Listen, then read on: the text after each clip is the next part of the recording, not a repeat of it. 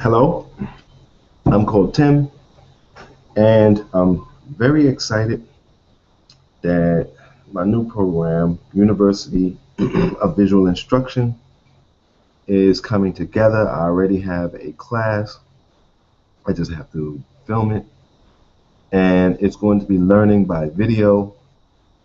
And I'm going to put together an ad for it for my Facebook page, for my Google Plus page, and start advertising that now. I'm going to create as many classes as I can. It's just classes using all video and study points. And what I'll do is I'll make the video and I'll show you the films that you need to watch, and I'll speak them. And then and I'll show you and speak the study points.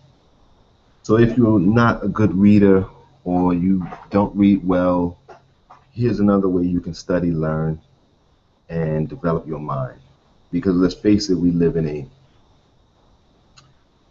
visual society. We live in a society where people want to watch and hear, not necessarily want to be literate. And literacy is not the end all be all. You can learn many ways. So I'm putting that together. It's been on my mind a long time, but I have to put it together soon, because within the next month I probably will be displaced again. So I want to get as much out there. Now I'm going to talk about Dawn of the Planet of the Apes, and I went to see it over the weekend. I loved it, loved it, loved it. It went beyond my expectations. First of all, we're dealing with apocalypse or apocalyptic situations. And what people need to know is when the world or one society or system falls, another society or system takes its place. And depending on how developed you are psychologically, the community will depend on what kind of society or system you put in place for your community. For instance, in 2008, we know that this society fell apart. So you have many communities who are creating cooperatives, all kinds of cooperative business, food, and rental.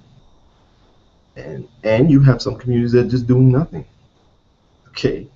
So the communities that are just doing nothing, they're gonna live like the Hunger Games, like the people in Dawn of the Planet of the Apes. They're gonna struggle, and they're gonna barely be functional. But the people who are developed psychologically, they will have solar panels. They will do hydroponic growing. They will have flower beds where they're growing fruits and vegetables. They're going to live, and not much is going to change for them. And with technology, they'll do business. I have two or three businesses that I run on the internet. And some of these sites like the Etsy or eBay, they allow you even to have your own shop right there. You just have to manage it. And what's good for me is even when I'm displaced, I can manage it. So that's the kind of society or the kind of lifestyles, or I shouldn't say lifestyles, but the kind of lives that we're going to have. It all depends on how developed you are up here. So that comes out in the film. It also comes out, can you live within the natural environment that you're in and not off of it? And that's a big thing that we can't do. We can't seem to live within our natural environment. We seem to have to live off of it, use it for what we want. And usually what we want is minor, is in importance. For instance, are you just using all your electricity just to party and have a good time, or frivolous things? Are you using it to read at night or to study something or something along that line? And you know what I use it for. You watch these hangouts. Also, what came out is there's a difference between mankind, human, and soul beings. And this is coming through clearer and clearer. And in the movies, they always use mankind. And mankind is a type of person, but it seems to be a type of person that can't function within the natural paradigms of this planet, right? So we all look alike on the outside, but you can see the differences. And human beings can kind of function in it, but can't always go to higher level consciousness. And soul beings always deal in higher level consciousness, always deal in principles. And I know because I've had conversations with people and I've listened to people, and you can tell when a person either is soul bound, meaning their soul can't seem to flourish or to function or to flow, and you can tell when there's no soul there. They're not coming off of soul thought. Because a soul person, no matter if they live in a ghetto or in a palace, will always lean toward principles. Even if it's a negative principle, even if it's injustice or it's uh, uh, slavery and tyranny, or if it's justice or empathy, or if it's indifference, they will always lean towards those principles. They will always either say, listen, I got to do what I got to do for me, and I got to put together a system where I can get what I can out of that person for me. That's a principle. That's injustice. That's being unfair, or that's being tyrannical, right? Or they'll say, listen, this ain't right. Everybody should have X, Y, Z. Everybody should have at least decent housing and at least be able to eat one meal a day. They're leaning toward justice. So they always lean toward the principle.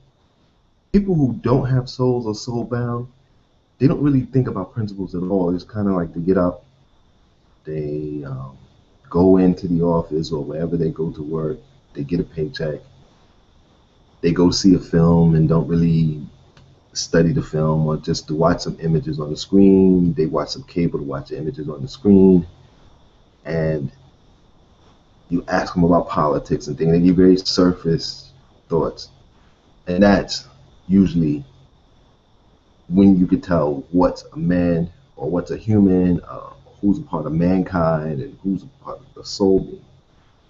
So that comes out of the movie because you're dealing with mankind and you're dealing with two characters who are trying to bring peace about between the humans and the apes. And you come to find out the apes turn corrupt and the other humans turn corrupt. And these two people can't seem to bring their groups together. They can come together but can't bring their groups together. So that was also great. And I don't want to give too much of the movie away unless you've seen it all, but there also will be another film which will probably be more exciting because this is the ultimate clash.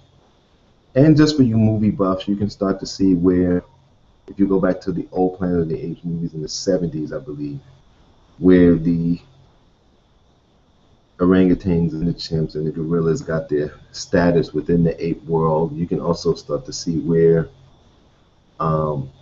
they start to enslave human beings and why. You can also start to see where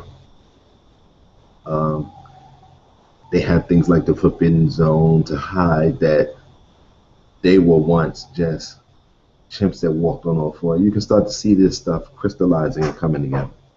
So that was Dawn of the Planet of the Apes. I enjoyed it very much. If anyone of my viewers or anyone in the chat room wants to speak, speak now, forever hold your peace. Going once, going twice. Remember, if you're sane, keep your head up. It's not you that's the problem, it's everyone else. Take care of yourself.